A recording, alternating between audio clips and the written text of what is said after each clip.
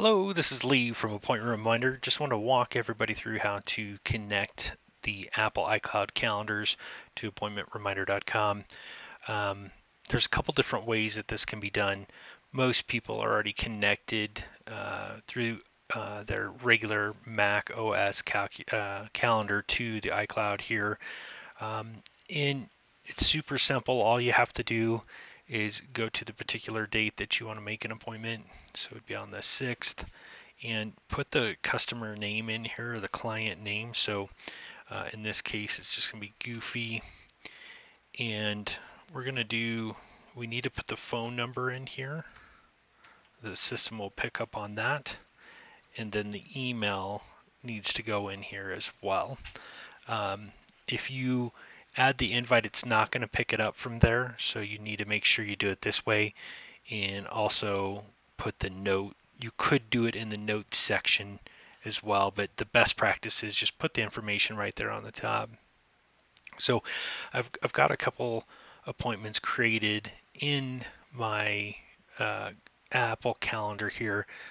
This all backs up to the iCloud, the way I have it set up. And so if I wanted to, if you're using the iCloud online version, you're going to find that right here. So here is the web address, iCloud.com calendar, and you'll be able to see the appointments that you've created. In fact, the Goofy one that I've made is already showing up in the cloud here as it's connected. So really two ways to use this. You don't have to use a desktop version. You can just use the iCloud version if you wanted to, or if you're using an app, same thing. It's using the Apple Calendar, backs up to the iCloud, and then we get that information over to Appointment Reminder. From there, we want to go over to Appointment Reminder, and the section we're looking at is here under Calendar and Add Calendar. And you just click that button, and then you have the different options here of where to connect. In this case, we're going to connect to Apple Calendar. And this is where it gets a little bit different. You're going to need a specific app generated password from Apple. There's a lot of authentication things that go on with Apple, and so you're not going to use your regular iCloud ID login here. But what you need to do is you'll need to sign into your Apple ID account page. So if you just click this link, it'll take page. This is going to take us over to Apple side. Just put my user information in and our password in here.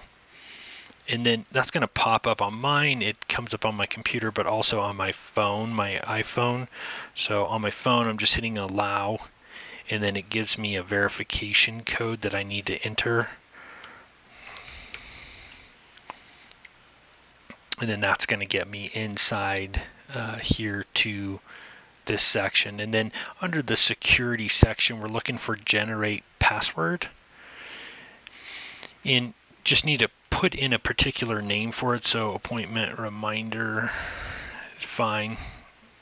And it'll create a password. So this is the app specific password that we're going to use when we sign in for Appointment Reminder. So cut and paste this.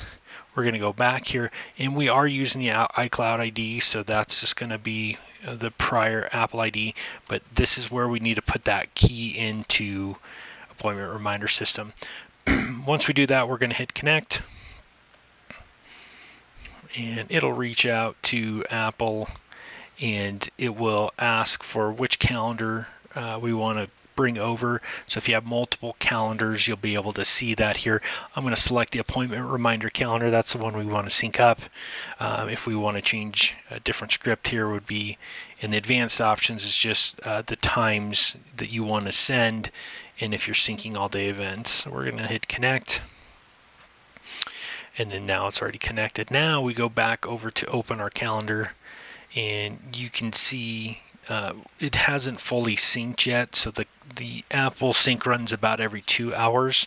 Sometimes it's real time, but if I need to make sure it's running, all I need to do is go to Edit Calendar section right here, and then there's an option right here. Click to sync now. That's going to go ahead and run it and sync it. And then once I come back here, now my appointments are on here. You'll see Mickey Mouse appointment that we set.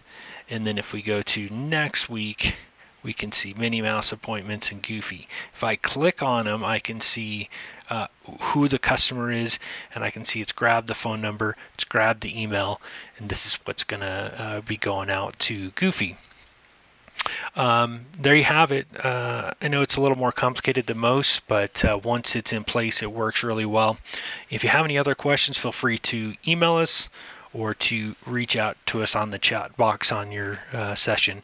Thanks, and have a great day.